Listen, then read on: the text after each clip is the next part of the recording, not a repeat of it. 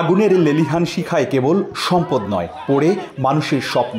এক একটি দুর্ঘটনার পর নড়ে চড়ে বসে নিয়ন্ত্রক সংস্থাগুলো, কিন্তু তারপর আর এগোয় না।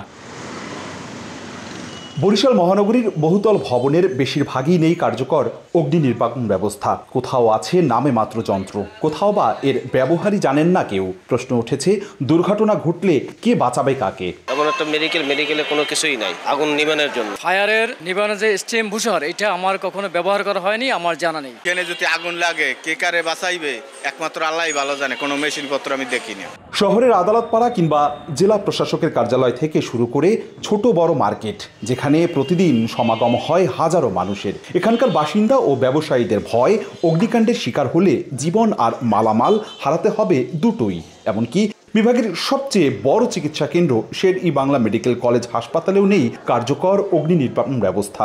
আমাদের দোকানটা একেবারে ভিতর সাইডে, এখানে যদি কোনো সময় অগ্নিসংযোগ হয় বা কোনো রকম আগুন ধরে যায়, এর নিবারণের কোনো ব্যবস্থা নেই। আমরা কিছু কিছু জায়গায় ফায়ার এক্সটিংগুইশার আমরা দেই, বাট একটা এক্সটিংগুইশার রাখা যায় না, সব চুরি হয়ে যাচ্ছে। একটা সেন্ট্রাল ফায়ার ফাইটিং সিস্টেম, যেহেতু পুরনো ভবন হাসপাতালগুলোতে ওই সিস্টেমটা নাই।